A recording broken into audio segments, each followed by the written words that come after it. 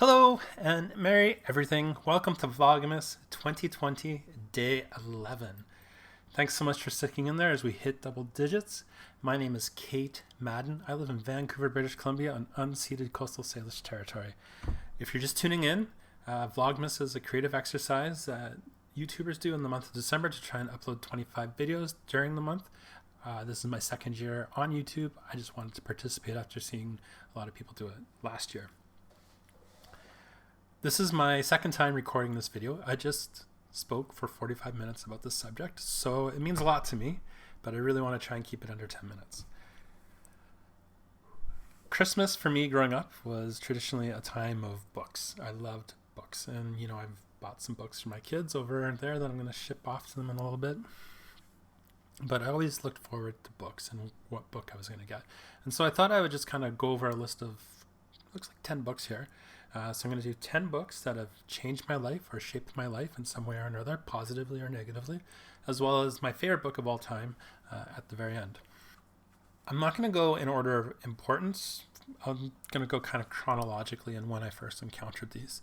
So when I was in grade 4, so in Canada, that's about age 10, age 11, I read Animal Farm by George Orwell.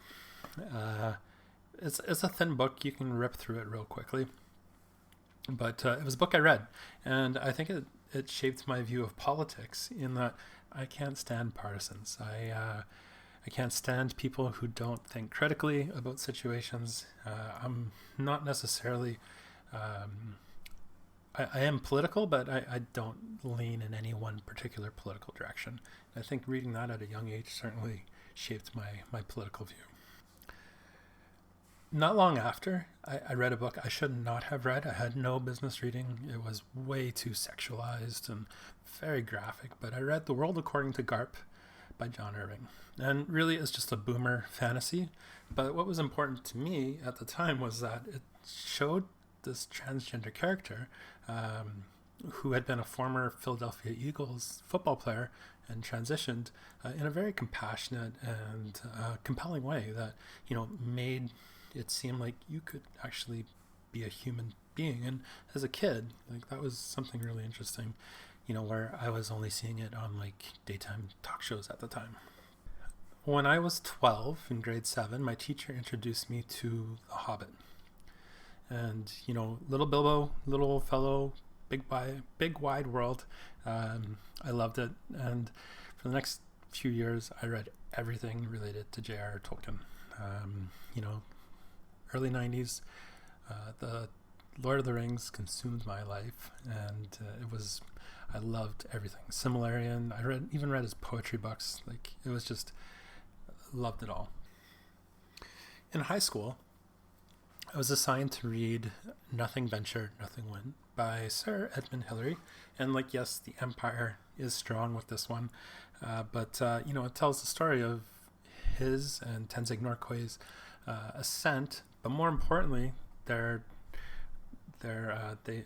successfully ascended and came back down the ascent of Mount Everest. And they weren't necessarily the first to get to the top; they were the first to get up and come back. And it was just a really cool tale of daring do that inspired me as a 16-year-old. At the same time, I was also exposed to Ernest Shackleton and endurance, and those two stories, in 1993, 1994, really inspired me, and I kind of wish I had gone to Everest or Antarctica. As a teenager, I went to boarding school. It was a monastic experience, quite literally. It was in a monastery. Benedictine monks ran my world. I lived by that rule of Saint Benedict, and I thought I was oppressed. In retrospect, I look back at the time fondly, but at the time, as a teenager, I just wanted to go play with my friends. But at any rate, I went back to the well, and I read 1984, which I thought was really seditious at the time. It was a great book, and it was, let me rephrase that, it was a double plus good book. And what I really enjoy about it today, having read it twice now, is that most of the people who seem to quote it, in memes and that sort of thing, I don't think they've actually read it. Just a hunch. Great book. A year later or so, grade 11, grade 12, 16, 17 years old, I think really I kind of cemented my political worldview, specifically in terms of the responsibility of the citizen, the responsibility of the state. And I read 3 books in quick succession, which, just kind of one after the other, and I'm just going to count it as one entry. So coming in at number 6, we've got Utopia by St. Thomas More, and Utopia is in paradise. Utopia in Greek means no place, like it doesn't exist. So keep that in mind when people are talking about it. Karl Marx, Das Kapital. Again, another book a lot of people like to quote, but I don't think most people have actually read it. So Workers of the World, I have.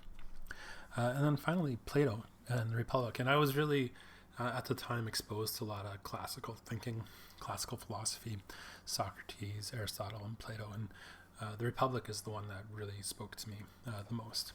So I left the monastery, left boarding school, made my way in the world. And but at the same time, I also felt really called to the priesthood.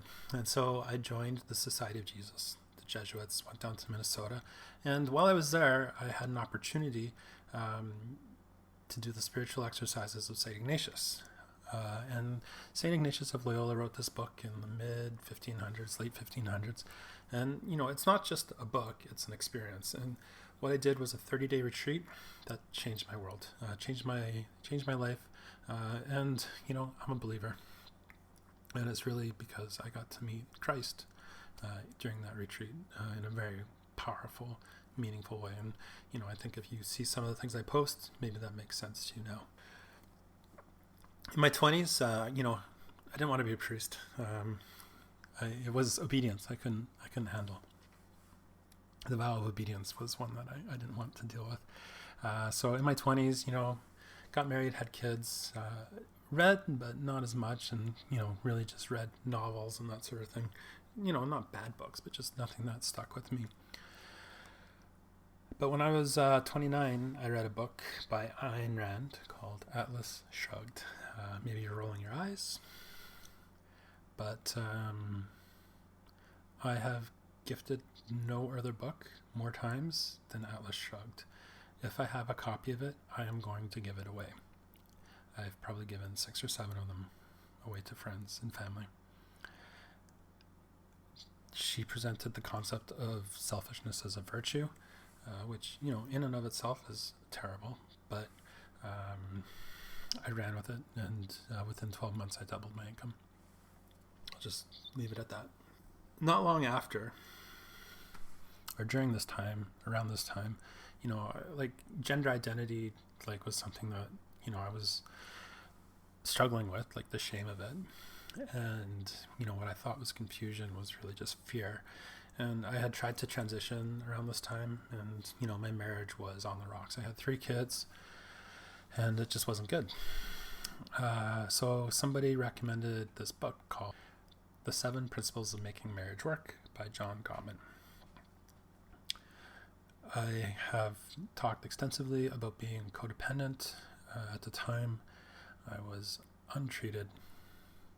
And essentially, I was given a script, and I used it, and I manipulated my former spouse with this script. And to my eternal shame, that's what I did, is I created a false sense of intimacy.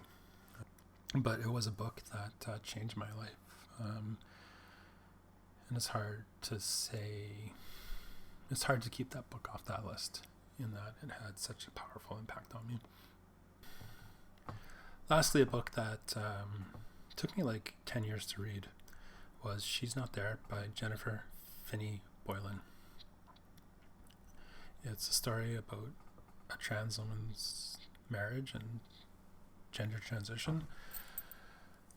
And I would read it in secret at the library, at the bookstore, and, chapter, paragraph, just I would find it. I'd be on my own, I'd be out of town, and I'd go read it.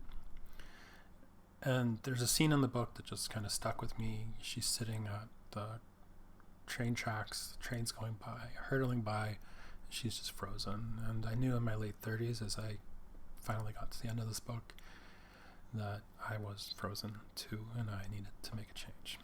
So She's Not There is a book that I think ultimately helped me see that I wasn't confused, but in fact just afraid. And so I broke out of that frozen state. Lastly, a book I revisited this summer is Dune. It's my favorite book of all time. I've tried to force my kids several times to read it. I'm hopeful with the movie coming out that it'll be everywhere and they will read it. But I'll just close with the litany against fear that I love to just read over to myself. I must not fear. Fear is the mind killer. Fear is the little death that brings total obliteration. I will face my fear. I will permit it to pass through me and over me. And when it has gone past, I will turn my inner eye to see where it has gone. And there will be nothing. Only I will remain. Thanks for watching.